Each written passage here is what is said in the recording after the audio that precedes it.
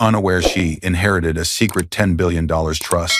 Husband and his family mocked his sick wife in front of their adopted daughter. Until a visit from the trust officer months later changed everything. He didn't just mock her. He did it while she was hooked to hospital monitors, pale and weak, with their 6-year-old adopted daughter standing at the foot of the bed clutching her favorite stuffed toy.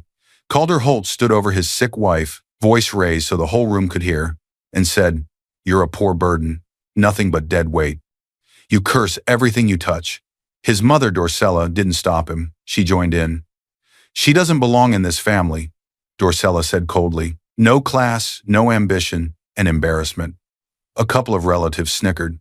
One cousin muttered, "He saved her from the gutter and she still drags him down." No one defended her. Not one person told him to stop. On the bed, Serafina Vale tried to steady her breathing. The dirty water he had thrown on her gown was still drying on her skin. She could feel every pair of eyes judging her, as if being sick made her less human. At the doorway, another woman, Nix Arden, leaned against the frame, watching with a small, satisfied smirk. Near the side of the bed, their little girl, Luma, cried out, "She's not a burden. She's my mama." But the Holt family acted like her voice didn't matter either. What none of them knew, not Calder, not Dorcella, not the relatives laughing at her, was that Serafina wasn't just the poor sick wife they liked to insult. For years, her name had been written in a private $10 billion trust. A trust officer had already been trying to reach her. One notice had gone missing from her mailbox. Another, sealed and marked urgent, had been intercepted at the hospital right in front of her, then burned. Months later, when a man in a dark suit would walk into the Holt estate, open a folder, and say the words Serafina Vale, sole heir, every cruel sentence they spoke in that hospital room would come back to choke them. This isn't just a story about a family mocking a sick wife. It's about what happens when you laugh at the woman you think is powerless, while standing on a fortune that secretly belongs to her. Dear viewers, thank you for being here. If you watch without subscribing, it's almost like standing silent in that hospital room while they mock Serafina. When you click that button, you stand with every person who has been called burden, dead weight, or embarrassment and still chose to rise. Please subscribe now and tell me in the comments where you're watching from. The sound of a slammed door shattered the morning calm. Serafina Vale, 32, soft-spoken, gentle-eyed, flinched before she even turned her head. Calder Holt, her 35-year-old husband, stormed into the foyer with the same sharpness he used whenever he felt inconvenienced. His suit was perfect, his hair was perfect, and his expression was colder than both. "Why is this place always a mess?" he snapped, even though the marble floor shone and every cushion was straight. You'd think someone who grew up poor would at least know how to take care of something. The insult landed like a slap, but Serafina did not react. She never gave him the satisfaction. Instead, she quietly adjusted the backpack of their 6-year-old adopted daughter, Luma, who stood between them with wide, alert eyes. Luma watched everything now. She had learned too early that moods change faster than weather in this house. This was their life. Calder demanding, Calder insulting, Calder irritated with her very existence. But this wasn't where the story began. To understand Serafina's silence, her patience, you had to understand the world she came from before Calder tried to erase her. Serafina Vale was raised far from luxury. Her guardian, an elderly woman named Maeve, had taken her in at age 8 after a family accident Serafina barely remembered.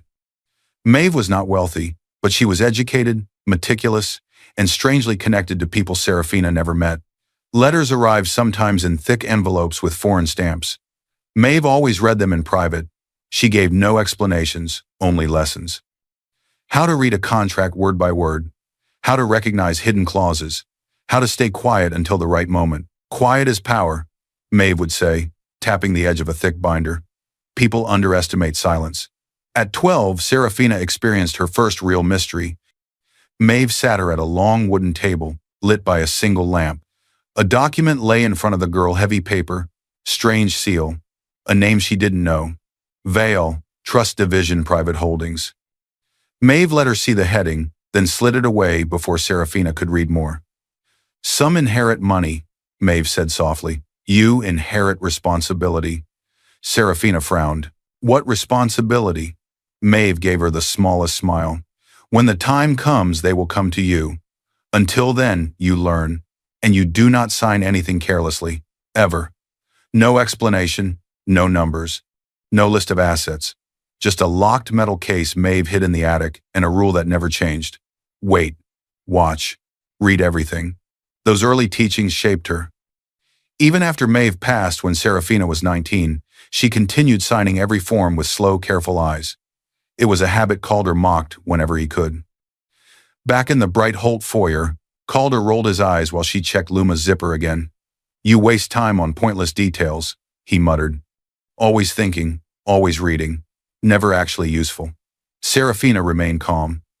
She had learned long ago that people like Calder mistook softness for weakness. Luma tugged Serafina's sleeve. Mama, can you walk me today? Before Serafina could answer, Calder cut in. No, she's slow. I'll take you. I don't have all day to wait for her. He turned to Serafina with a smirk. Skip the bread tonight. You're already looking heavier. Luma frowned. Dad. Calder ignored her. He always ignored her when he was insulting Serafina. Yet Serafina still held her peace. Because while Calder believed she had nothing, no power, no wealth, no defense, he was wrong.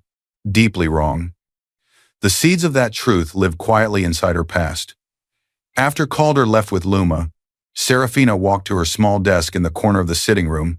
Documents waited there, school forms, insurance letters, boring mail. Calder never handled himself.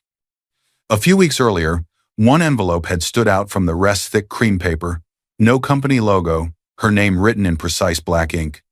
She'd left it on the corner of the desk while she finished Luma's school forms. By evening it was gone. Calder said he hadn't seen it. She told herself she must have misplaced it and tried not to think about it.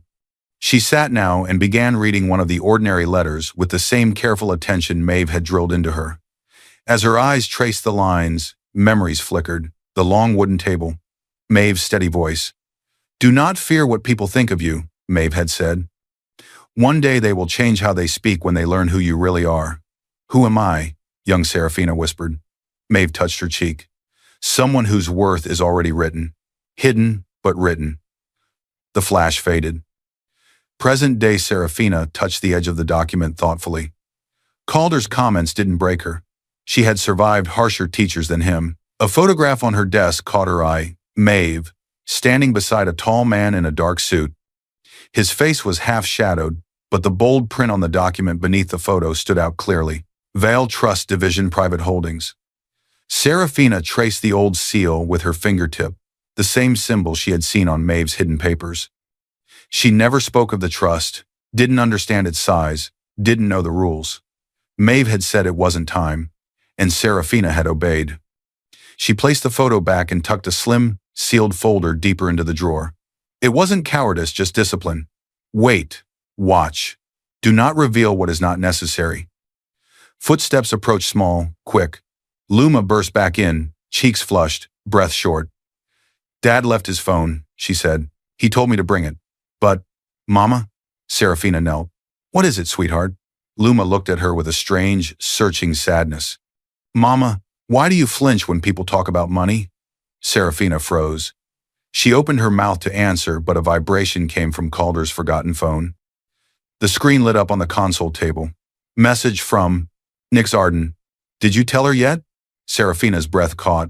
The name meant nothing to her yet. The question did. Tell her what? Her eyes moved from the phone to the drawer with Maeve's seal and back again. A dull ache started under her ribs. She thought it was stress. It was the first quiet warning from the illness that would soon send her to the hospital.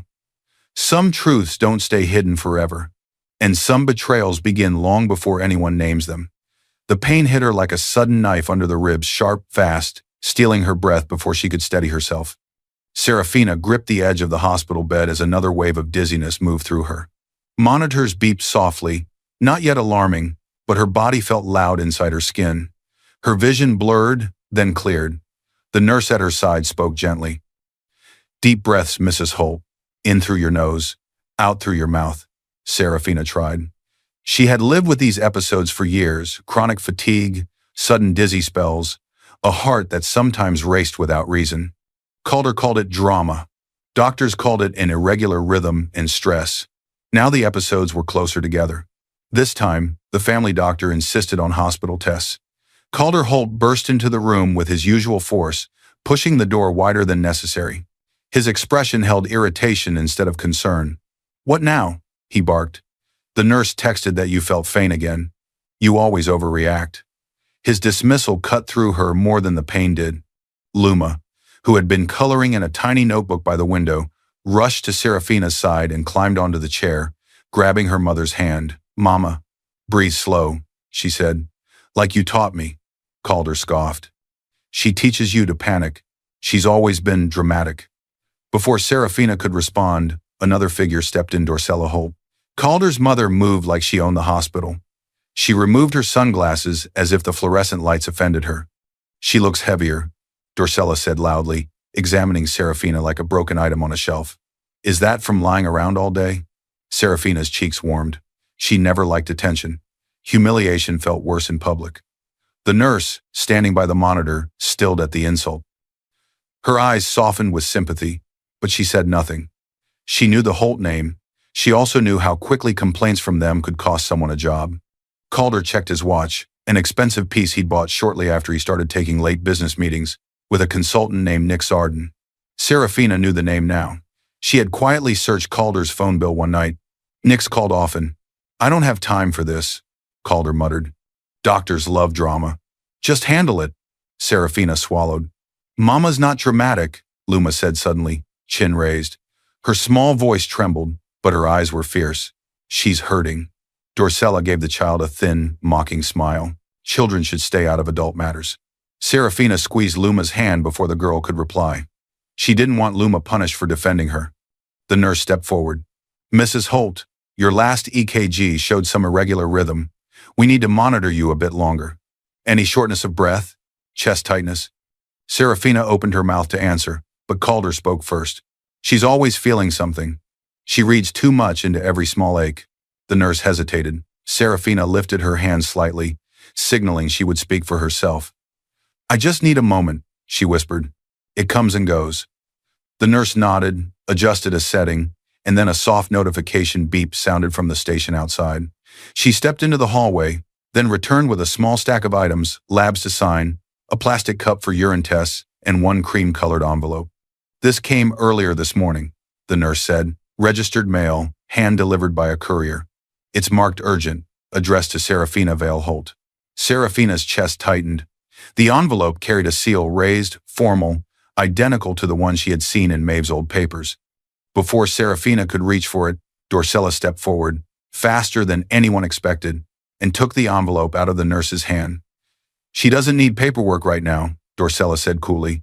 "She can barely focus as it is." Calder gave a short laugh. "Exactly. Don't hand her anything important. She'll just make a mess of it." The nurse blinked, surprised. "Ma'am, this was signed for by family," Dorcella cut in. "And I am family." The nurse looked at Serafina. Serafina's lips parted, but years of being dismissed held her back for 1 second too long. Dorcella slid the envelope into her handbag with a smooth, practiced motion. Serafina's pulse quickened. She had seen that seal before. Maeve once told her, "One day something sealed will arrive. Do not be afraid of it. Do not let anyone else speak for you." Now someone else had it. Luma, still holding her hand, leaned closer. "Mama, you look sad." Serafina forced a gentle smile. "I'm okay, little light." She wasn't. The nurse lingered beside the bed, clearly uncomfortable. Her eyes flicked once toward Dorcella's bag, then back to Serafina. I'll note in your chart that urgent mail was delivered," she said quietly. The words were careful, but there was meaning beneath them. A record, a trail. "Let us know if you need anything," she whispered before slipping out. Serafina watched her leave. As the door closed, she caught a glimpse of something on the corner of the envelope inside Dorcella's bag, a faint, unfamiliar symbol printed next to the seal. Not just a trust seal. An activation mark Maeve had once pointed at in a textbook and called the point of no return. For the first time in a long time, Serafina's breath caught not from illness, but from fear. Something important had finally reached her, and someone else had taken it. Some hands take what doesn't belong to them, and some take it for a purpose far darker than silence. By late afternoon, the hospital's family lounge buzzed with low conversation, coffee smells, and the soft drone of a muted TV. Serafina had been wheeled there for a short break from the machines. She insisted on standing now, gripping the back of a chair to prove to Luma she was fine. She wasn't. Her knees trembled. Her pulse fluttered in her throat. But she needed to look steady. Chaos met her the moment she stepped fully inside. Dorcella Holt stood in the center like she owned the room. She was rearranging furniture, giving orders to a young staff member. "Move that chair," Dorcella commanded, pointing to the spot beside Calder. "Calder's guest will sit here." Her tone made it clear this was not a request. Serafina froze mid-step. Calder stood near his mother, arms crossed, leaning back casually as if posing for a camera. His smirk gave Serafina her first warning that something was planned. Then she saw her. Nix Arden, the name from Calder's phone. Now a real person in a real place. Nix stepped forward with effortless grace, tall, elegant, hair styled in soft waves over a designer blouse. She wore a visitor's badge clipped neatly to her lapel, as if she belonged here, as if she had every right to be in the family's private crisis. Her smile was slow, sharp. "Hello, Serafina," Nix said, voice silky. "I'm glad you're, well, standing today. Calder said you've had quite a spell." It sounded polite. It wasn't. Calder's eyes glowed with satisfaction. "Nix came to support the family," he said, as if that made sense. "Don't make it awkward." Serafina's breath tightened. This was their hospital stay, their child's worry, their fight for her health, and he brought his mistress. Dorcella gestured to the chair she had just moved to Calder's side. "Sit here, Nix," she said warmly. "This is Calder's place. Naturally, his guest should be next to him." Nix sat gracefully straight into the chair Serafina usually took when doctors gave updates. Serafina stood frozen in the doorway, one hand on Luma's shoulder. Heat rose up the back of her neck. This wasn't subtle betrayal. This was intentional replacement, performed publicly, designed to crush her. Nix crossed her legs slowly, letting her heel tap the floor. She looked Serafina up and down with a soft, satisfied smile. "For success, darling," Nix murmured, just loud enough. "Something you clearly don't understand." A wave of whispers rippled through the room. Calder's siblings, a couple of cousins, and two family friends watched with tense interest. No one defended Serafina. Silence, here, meant permission. Calder glanced at her, lips lifting in a mocking half-smile. "Don't embarrass me, just stand there, it's better for everyone." The insult sliced through the last pieces of dignity she had left from the morning, replacement humiliation, class shaming, erasure tactics. Every cruelty Maeve once warned her about was unfolding in real time. Serafina tried to inhale slowly, grounding herself like Maeve had taught her. Calm through pain, quiet through cruelty. Her chest ached from the effort. Beside her, Luma looked up with confused eyes. "Mama," she whispered, tugging Serafina's sleeve. "Why is she in your place?" Serafina swallowed hard. How did someone explain adultery and cruelty to a 6-year-old? She couldn't. Not yet. Nix leaned back in the stolen chair, hand resting lightly on Calder's arm. Calder turned toward her, talking softly, laughing in a way Serafina didn't recognize anymore. Serafina reached for another chair to steady herself. Dorcella saw and smirked. "Careful, dear.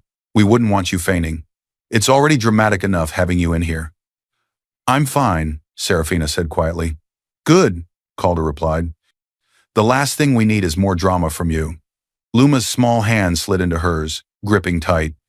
"It's okay, little light," Serafina whispered, forcing her voice to stay steady. "Mama's here." Nix tilted her head. "For now," she murmured, eyes glittering. Serafina heard it. Everyone did. A couple of cousins looked away. A hospital security guard standing near the door shifted uncomfortably. He had seen Serafina earlier with Luma and the nurse. His jaw tightened. He said nothing.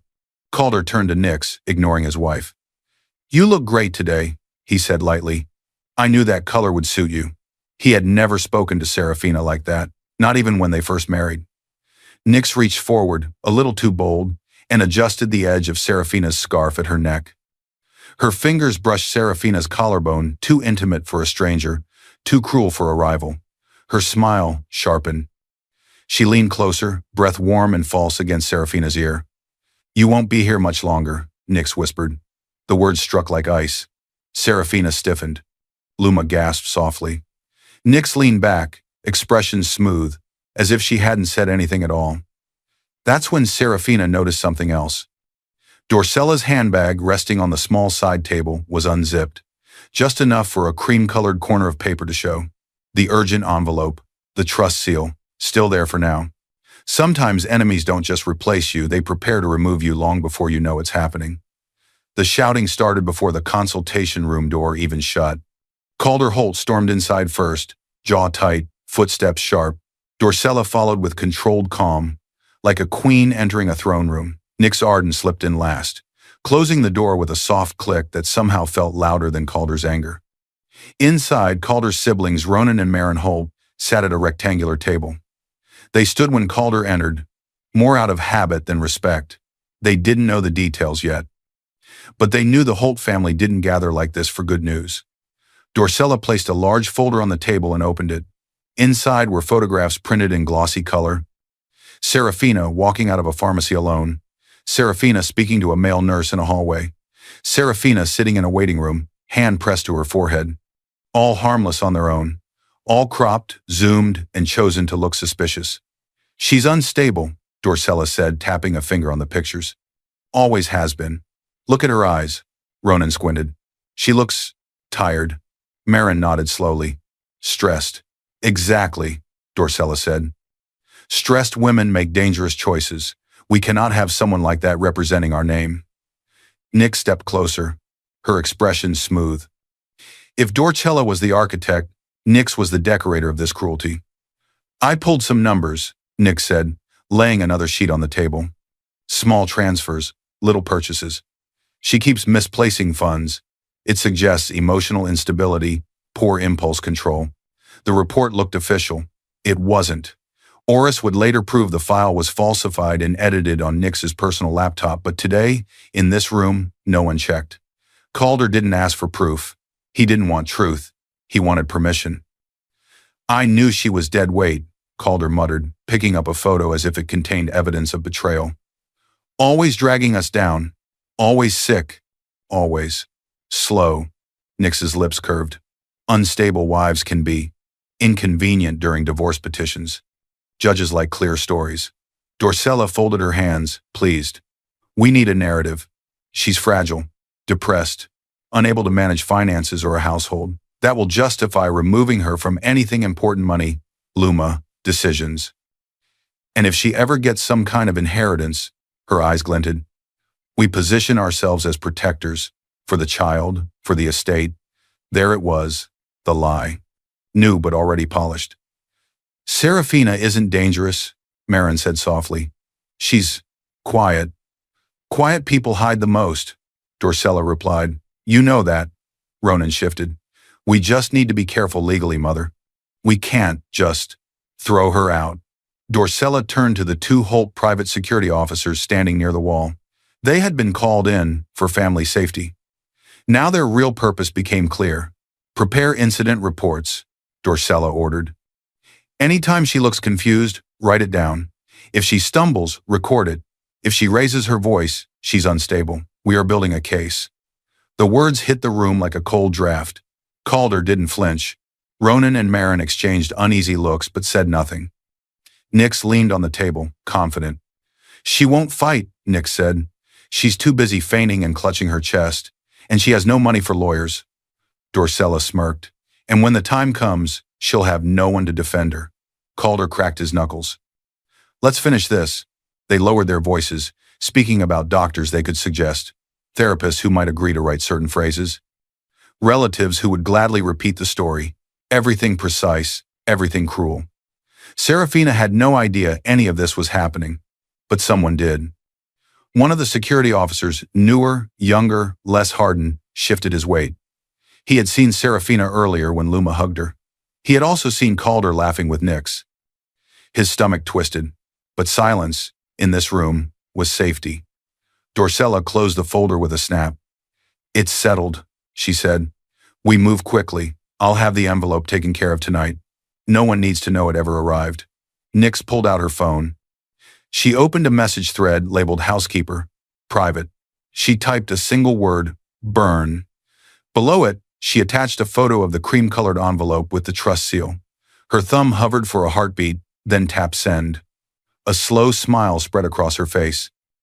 Some fires destroy evidence, but some leave just enough ash to tell the truth. The next morning, the attack began before Serafina even realized the door had opened. She was back in her hospital room, pale from tests, back propped against pillows. Her hair was loosely braided the way Luma liked. The machines around her beeped in slow, steady rhythms. She had almost convinced herself she could endure a few more days like this. Then Dorcella Holt marched in, carrying a metal cleaning bucket. Behind her came Calder, his stride aggressive, his irritation already simmering. Nix slipped in last. The same designer bag hanging from her shoulder, the one she'd used the night before when she'd watched the housekeeper burn Serafina's envelope and stuffed the half-burned remains inside. She leaned against the wall, watching. Luma had just come back from the nurse's station with a cup of juice. She stopped in the doorway, small fingers tightening around the cup when she saw the bucket. Serafina frowned. "What are you doing with that?" Dorcella lifted the bucket with both hands. "If you're sick," she announced loudly, "then you should be purified." "Mother," Calder said with a twisted smile, "don't spill it on the floor. You know how she hates a mess." Serafina's heart sped up. "Put it down. This is a hospital." But she didn't get another word out. Calder stepped forward in one fast, angry motion. Before she could shield herself, he tilted the bucket and dumped the dirty, cold water over her chest and lap. The shock robbed her breath. The water was icy, seeping instantly through her thin gown, soaking the sheets. The harsh smell filled her nose. Drops splashed onto the floor and onto Luma's shoes. For one long second, the room went silent. Even the machines seemed to fade. Then gasps burst from the doorway. A nurse who had been walking past froze. A junior doctor stopped mid-step. No one expected that. Calder straightened, breathing hard, his expression twisted with disgust. "Poor Burden," he said loudly, making sure the witnesses heard. "You curse everything you touch." Nix pressed her lips together, eyes bright with cruel satisfaction as she watched Serafina tremble. Dorcella nodded like someone judging a performance. "Look at her, so dramatic, so weak. If you ask me, this is exactly why she shouldn't be part of our family anymore." Serafina's teeth chattered. Not from cold, from shock. She didn't scream. She didn't shout. Years of Maeve's training endure, observe, record held her still even as humiliation burned under her skin. Luma let out a sound so sharp it cut through the whole room. "Stop!" she cried, dropping the juice and rushing forward.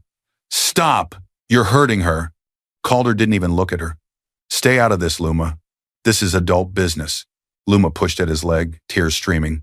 "She's my mama. Don't hurt her." Nix's smirk curved deeper. She leaned toward Calder and whispered, just loud enough for Serafina to hear, "She always gets emotional. So messy." Serafina swallowed hard, lifting a shaking hand to brush water from her eyes. She pulled Luma close with her other arm. "It's okay, little light," she whispered. "Mama's here." From the doorway, the nurse finally moved. "Sir, you can't do that," she said, voice firming. "This is a hospital. I'm going to have to report," Calder snapped. "Report what? I was helping." She needed to wake up. She always acts half dead.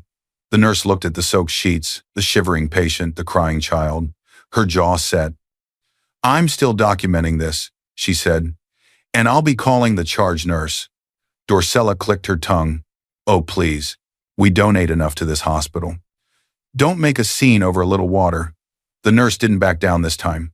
"Leave," she said. "Now, all of you, unless you're immediate caregivers. I'll get fresh linens." Calder stared at her, then at the security camera in the corner he had forgotten was there. A flash of uncertainty crossed his face. "Fine," he muttered. "We were leaving anyway." Dorcella lifted her bag. Nix pushed off the wall to follow. Nix lingered for one last dig. "You should rest," she said sweetly. "You look exhausted." Serafina said nothing.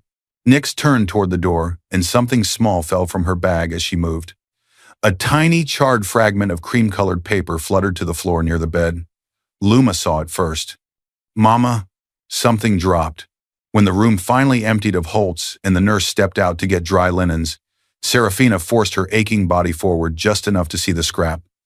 Her fingers trembled as she picked it up. Soot stained her skin. A single clear word cut through the burn marks. Trust. The same word on Maeve's documents. The same seal on the stolen envelope. Her breath hitched. This was no accident. Nix had carried burned pieces of her letter. This wasn't just cruelty anymore. It was proof. Some things burn easily, but some secrets survive the fire, waiting for the right person to uncover them. All right, here's the second half. Scene 610 rewritten, all dots connected, and then a breakdown of the logic gaps I fixed for these scenes.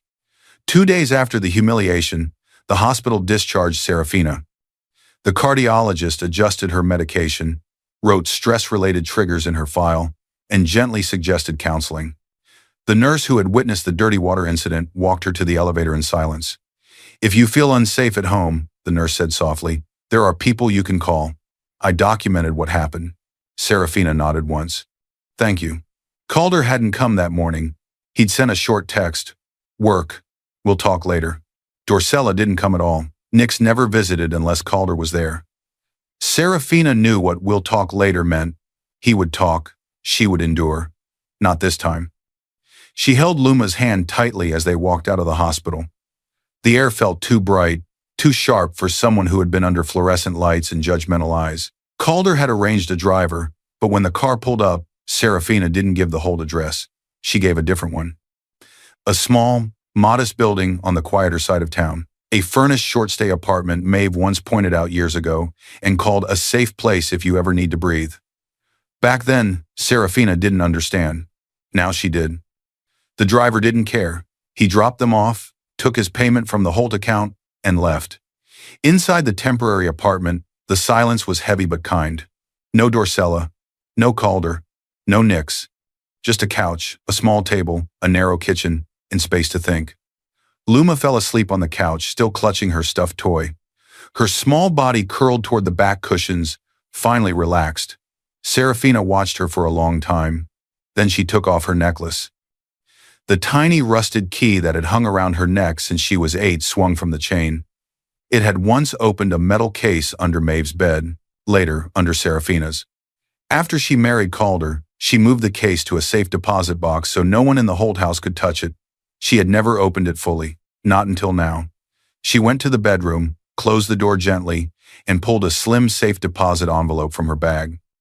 She had stopped by the bank on the way from the hospital, hands still shaking, and signed for the box Maeve had left in her name. Now the metal case sat on the bedspread, dull and familiar. Serafina slid the key into the lock. It turned with a soft click. Inside were 3 things: a folded document with Maeve's careful handwriting, a business card with a name and phone number, and a small yellowed instruction card. She picked up the card first. "If they ever strip you of dignity, call." Her throat tightened. They had. In front of nurses, in front of her child. She picked up the business card. Malin Cross, attorney at law, small print at the bottom. Trust and estate protection. Confidential counsel. Serafina's fingers hovered over her phone screen for a heartbeat. Then she dialed. The line rang once, twice. Then a calm female voice answered. "This is Malin Cross." Serafina swallowed. "Malin, my name is Serafina Vale." "Maeve." "Yes," Malin interrupted gently. "I've been expecting your call. Maeve told me you might need help one day." Serafina froze. "She did?" "Maeve planned ahead," Malin said. "Where are you? Are you safe?" Serafina glanced toward the living room where Luma slept. "I'm in a temporary apartment, away from my husband, away from his family." "Good," Malin replied. "Text me your address. I'm coming over." "And Serafina?" "Yes?" "Don't apologize for calling. This is exactly why Maeve hired me." Malin Cross arrived within hours. She was in her early 40s, sharp-featured, hair tied back simply, dressed in a dark suit that looked like it had seen more courtrooms than parties. She stepped into the apartment, took everything in with one quick sweep, and sat at the table. "I'm your legal counsel now," she said without small talk. "Nothing you say leaves this room without your permission. Start from the beginning, slowly." So Serafina did. She told her about Calder's constant insults, Dorcella's cruelty, Nix's presence at the hospital, the stolen envelope, the dirty water, the burned fragment with the word trust, Maeve's teachings, the symbol on the seal. She did not cry. She simply told the truth. Malin listened without interrupting, only asking a few precise questions. "When did you first see the sealed envelope? Who else saw it? What did the nurse do?" When Serafina finished, Malin leaned back. They've crossed several lines, she said. Not just moral ones, legal ones. She pulled out her phone and sent a short message. A quiet knock came at the door 40 minutes later. A man in his late 30s walked in square glasses, calm eyes, a worn leather notebook in hand. "This is Oris Pike," Malin said, former compliance auditor. "Now, he helps clients like you when someone has been creative with money and documents." Oris nodded politely. "I work quietly, but thoroughly."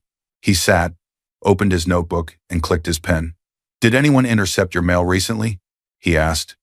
Serafina stiffened. "Yes, at the hospital." Dorcella took a cream-colored envelope addressed to me. It had the same seal as Maeve's trust papers. "Describe the seal," Oris said.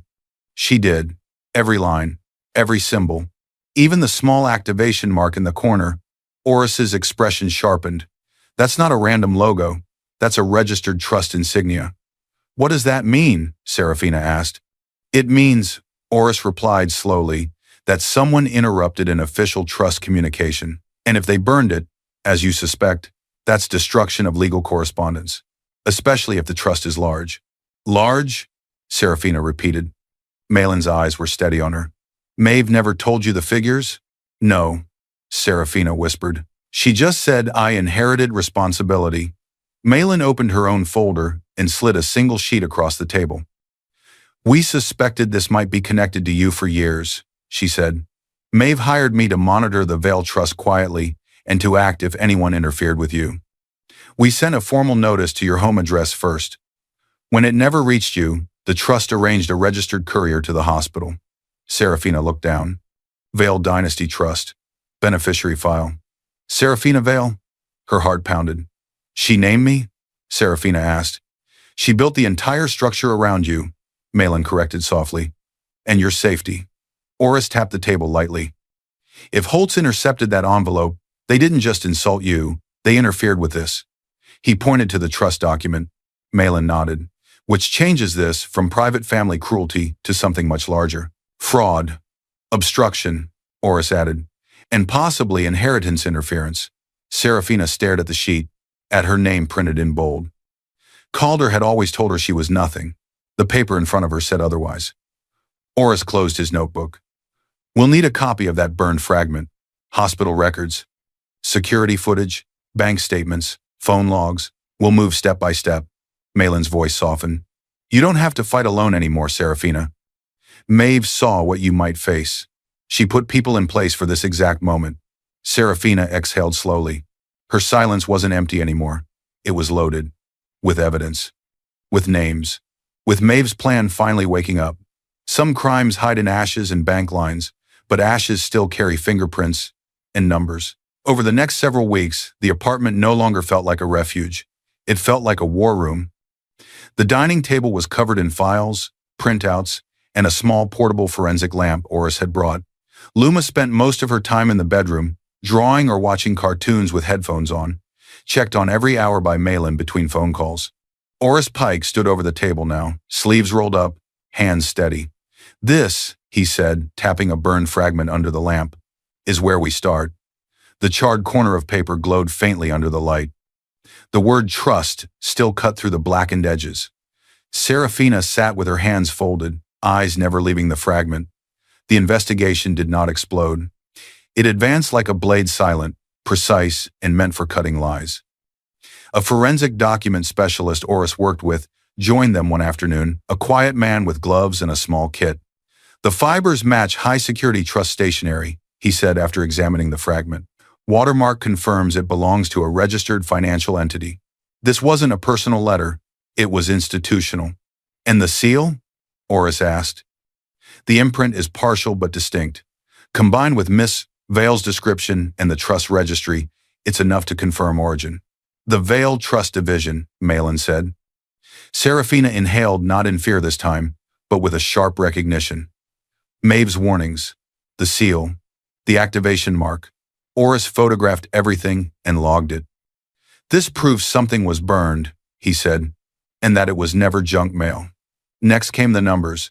With Malin's legal requests and a quiet nudge from the trust's own legal department, Oris obtained bank records.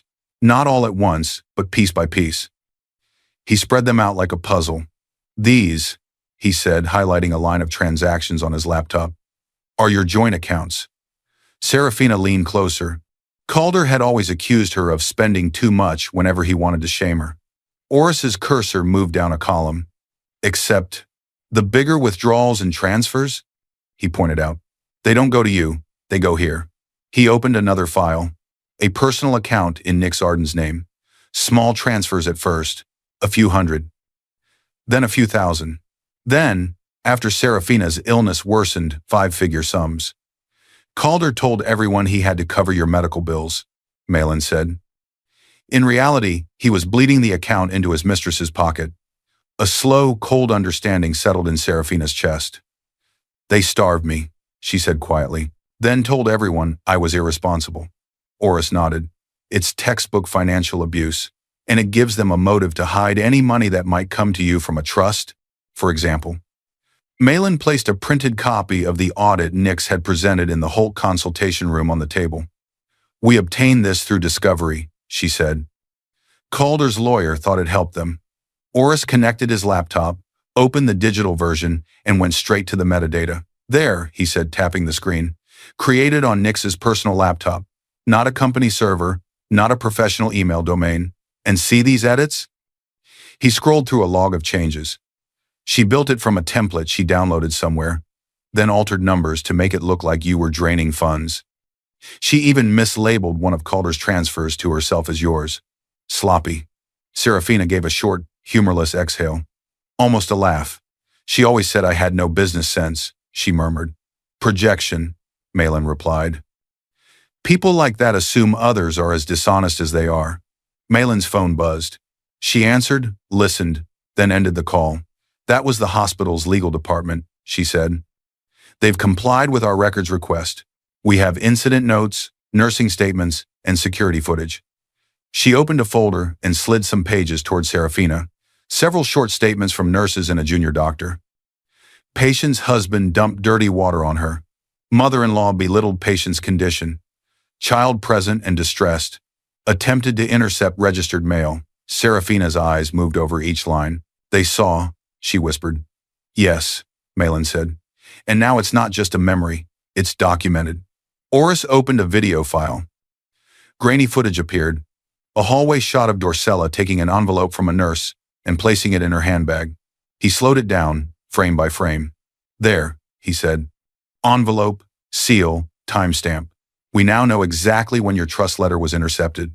Serafina didn't look away. Not once. When the table was finally covered with proof-burned fragment, financial records, forged audit, statements, video, Oris leaned back. They thought burning one letter would erase its existence, he said. Malin added. In reality, destroying it creates a new problem for them. Intent. Serafina sat quietly for a moment. Then she said, I don't want this hidden. Malin looked up. What do you mean? I don't want this to be just paperwork in a file somewhere, Serafina replied. They humiliated me publicly. They called me weak. I want the truth to be just as visible as their cruelty was. Malin's gaze was steady. If we take this to court, there will be media interest. Calder is known in business circles. Nix has clients.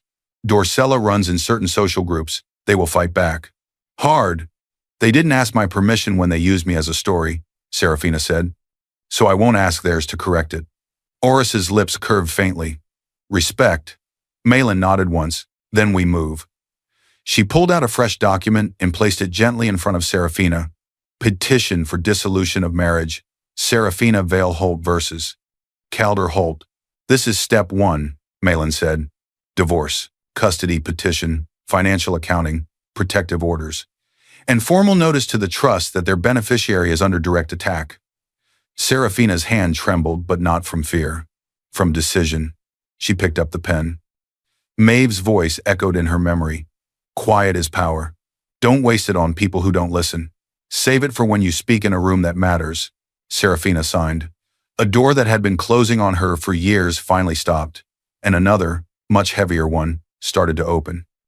Some storms roar, but the quiet ones, the ones armed with proof, tear entire empires down. A few months after the divorce petition was filed, the Holt estate decided to celebrate. Not publicly, of course. Dorcella would never risk a press photographer catching them dancing on scandal. But privately? Among people who benefited from Holt contracts and didn't ask questions? Yes. Glasses clinked. Laughter floated across polished marble floors. Someone turned music on low. It looked like a casual gathering, but the smugness in the air was thick. Dorcella stood at the center of the living room, pearls resting heavily at her throat. Calder sat beside her, one hand on Nix Arden's knee. Nix wore a silk robe, pale blue, the same robe Luma had once chosen for Serafina on Mother's Day. The one Dorcella had mocked as too plain for a Holt wife. Now it was on Nix like a stolen crown.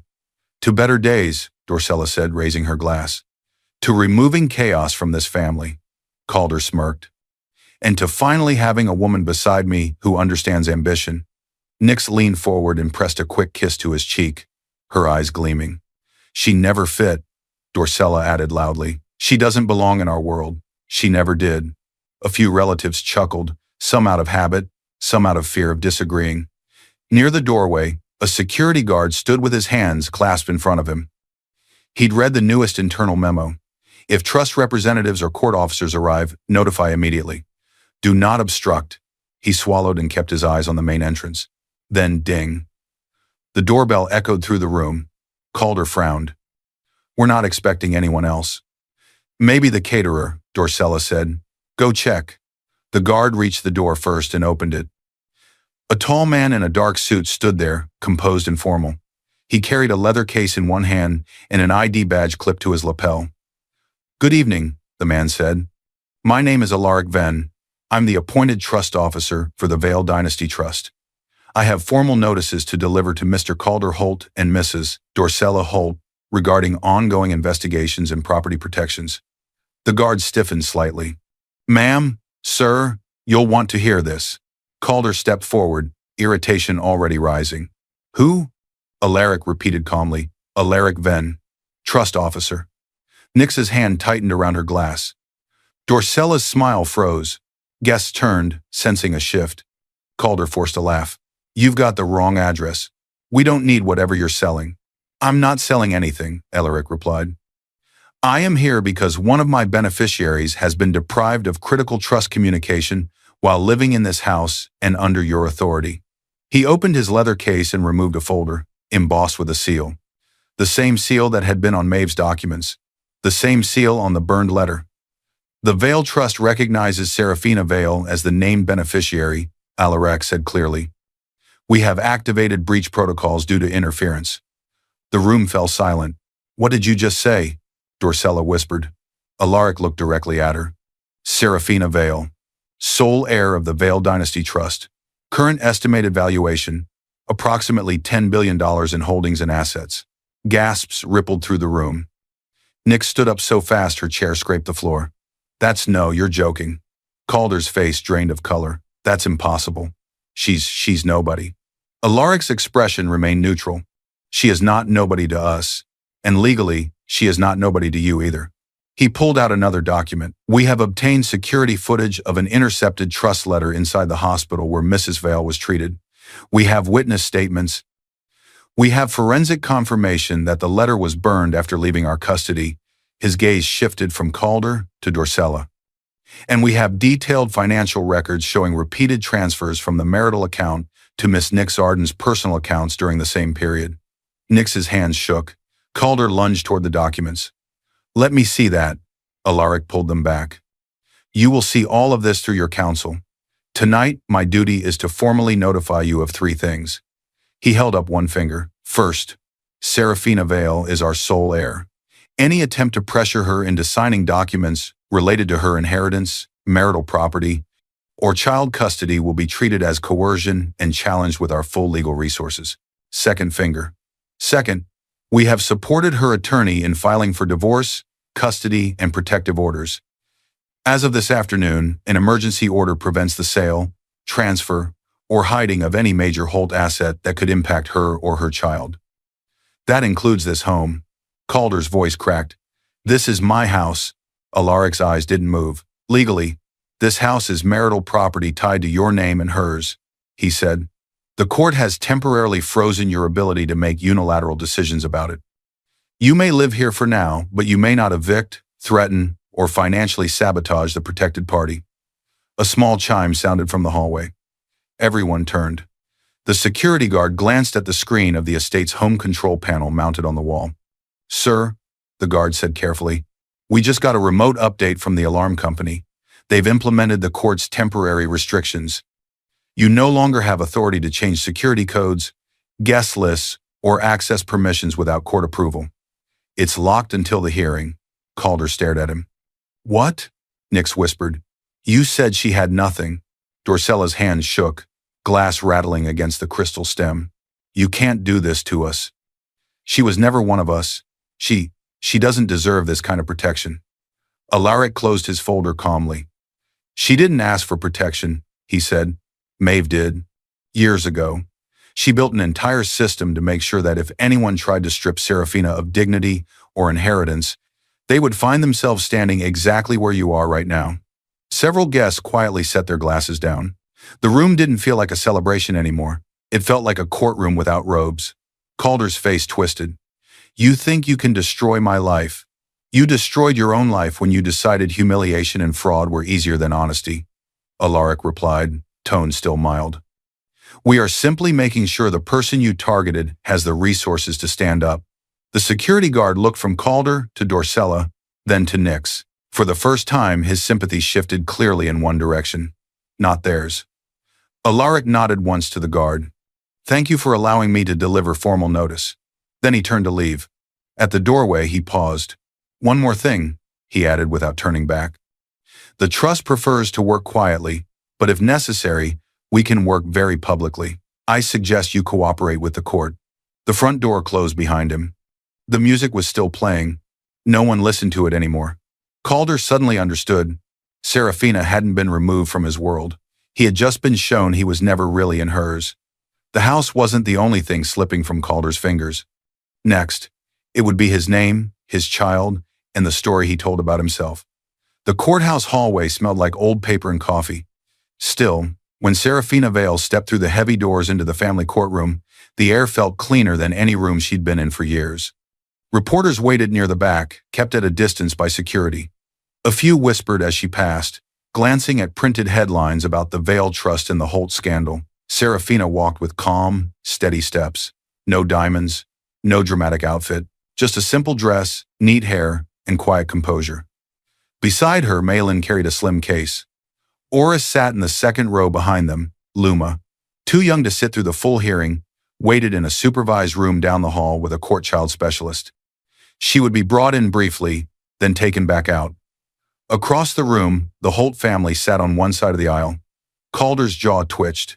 Dorcella's lips were pressed so tightly together they had turned white. Nix, out on bail and under investigation because of the falsified audit, stared straight ahead with hollow eyes. The judge entered. "All rise." Everyone stood. "Be seated." The room settled.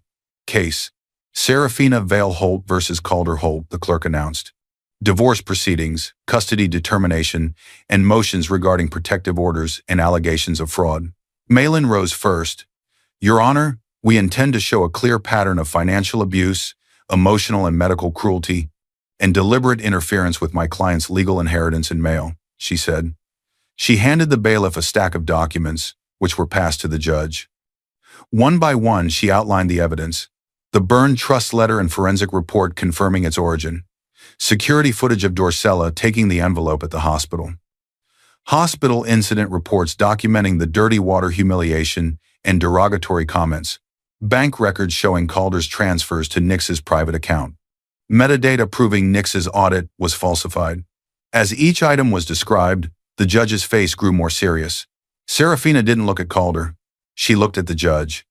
At the process. At the place Maeve had promised would matter more than private cruelty. When Malin finished, the judge turned to the other table. "Mr. Holt," he said, "you may respond." Calder stood too quickly. "Your Honor," he began, "this is exaggerated. Serafina, she's always been emotional. She takes everything personally. He floundered. "She's unstable," he finished. "She doesn't understand what she's talking about. She never contributed. I carried everything. And this trust officer, he's twisting things. She doesn't deserve." Malin rose. Objection, character attack, not a response to evidence. Sustained, the judge said. Mr. Holt, address the documents, not your personal opinion of your wife's personality. Calder's nostrils flared. The money transfers were, thank you gifts. Nix did consulting for my company, and the water incident was a joke taken out of context. People overreact. Nurses have their own agenda, and that letter, maybe it was junk mail. How are we supposed to know? The security footage shows your mother taking an urgent, registered letter bearing a financial trust seal, the judge said.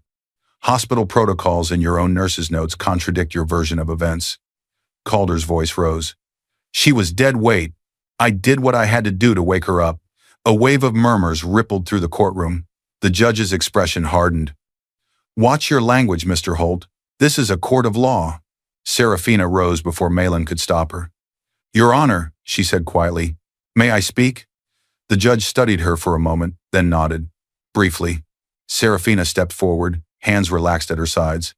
She looked at Calder first. You mocked me while I was hooked to machines, she said softly. You told me I was a burden. You poured dirty water on me in a hospital room, in front of our daughter. Calder opened his mouth, but no words came out. You told me I cursed everything I touched, she continued. But you were the one who touched our accounts and drained them. You were the one who touched my mail and burned it. You were the one who turned a safe place into a stage for your cruelty. She turned to Nix. You wore my robe, Serafina said. You laughed while my child cried.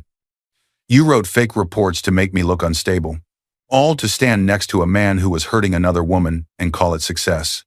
Nix's chin trembled. She looked down. Then Serafina faced Dorcella. You taught them that humiliating me was normal, that I was less because I didn't come from money. You said I didn't belong. Her voice didn't rise. It didn't break. You all thought silence meant I had nothing, Serafina said, letting her eyes sweep the room.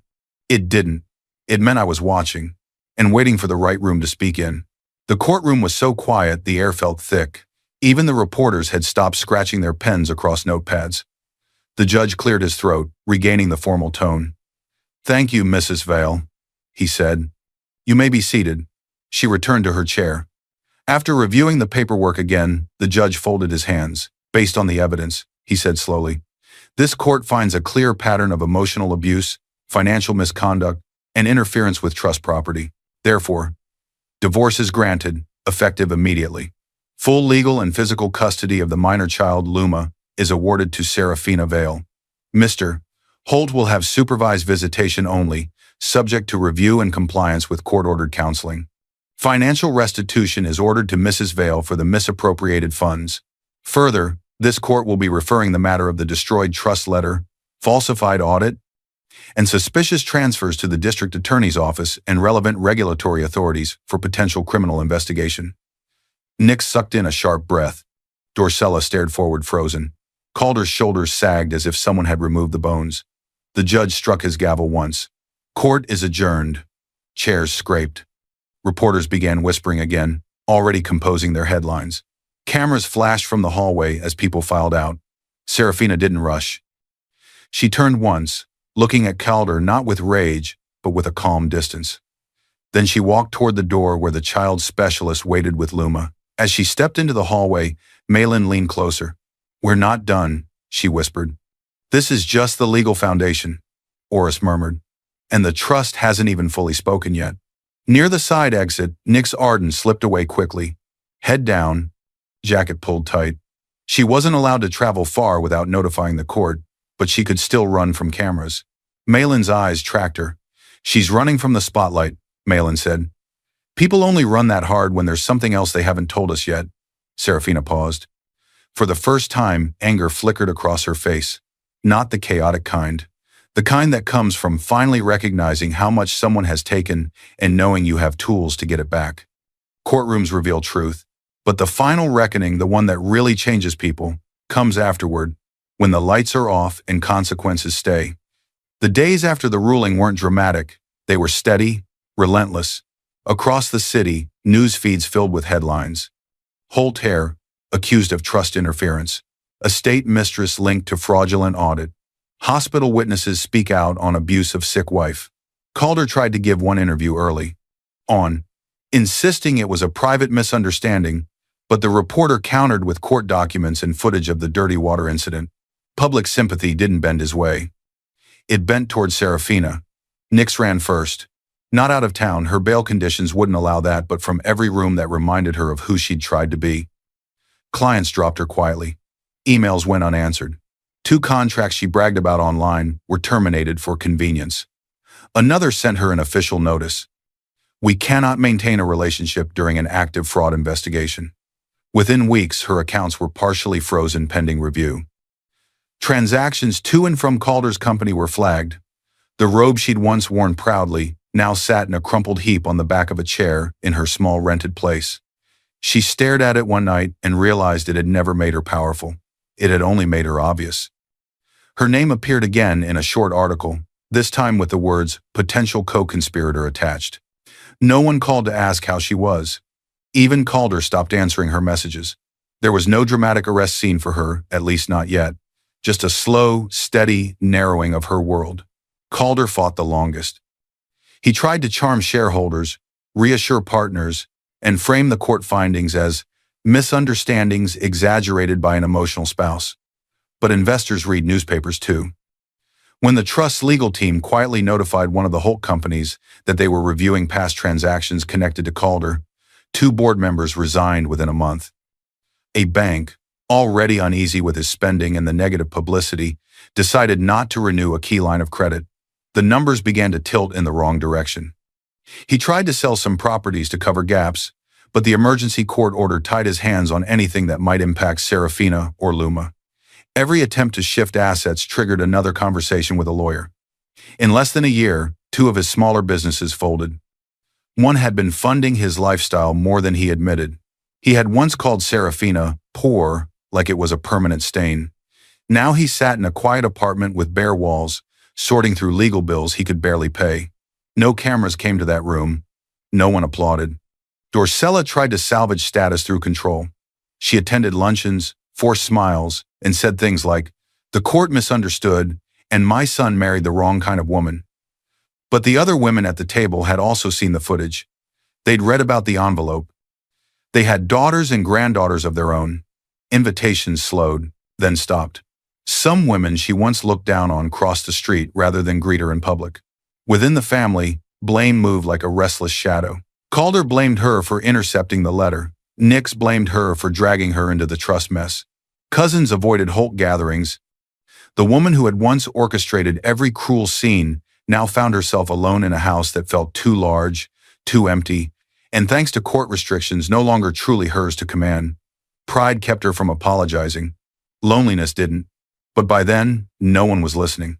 Far from the Holt estate, in a calm office lined with windows and quiet plants, Serafina sat at a polished oak table. Trust officer Alaric Venn sat across from her with a final stack of documents. Malin stood nearby, arms folded loosely, a small, rare smile on her face. Oris had joined by video call from his office, mostly to hear the conclusion to the story he'd helped unwind. "Miss Vale," Alaric said, "these papers finalize your full control of the Vale Dynasty Trust. All protective clauses are active. You have the power to direct investments, create charitable branches, and designate future beneficiaries." He paused. "This trust was designed not just to make you wealthy," he added, "but to keep you safe from exactly what you just lived through." Serafina glanced at the documents. Numbers still felt heavy on the page, but they didn't scare her. Maeve's training made sure of that. On the edge of the table sat a small drawing Luma had made while waiting 2 stick figures holding hands under a bright yellow sun. Above them, in wobbly letters, Luma had written, "Me and Mama, safe." Serafina's chest tightened. Not with pain this time, with gratitude. She lifted the pen, signed Serafina Vale on the main line. Then, on the copy where her name still included Holt for current legal records, she drew a neat line through it. Alaric nodded once. "It's done." Malin exhaled. "Welcome to a life you control." A second later, the door burst open. "Mama!" Luma ran inside, the child specialist trailing behind with an amused smile. Serafina opened her arms and lifted her, spinning just once, careful of her heart but free in her motion. "Did you win?" Luma asked, eyes wide. Serafina smiled. "We didn't just win, little light. We walked away." Luma giggled and hugged her neck. Are we safe now? Serafina looked into her daughter's eyes. We are safer than we have ever been, she said. And if anyone tries to hurt us again, we won't be silent. Luma nodded seriously, then leaned her head against Serafina's shoulder. Alaric stepped back to give them space.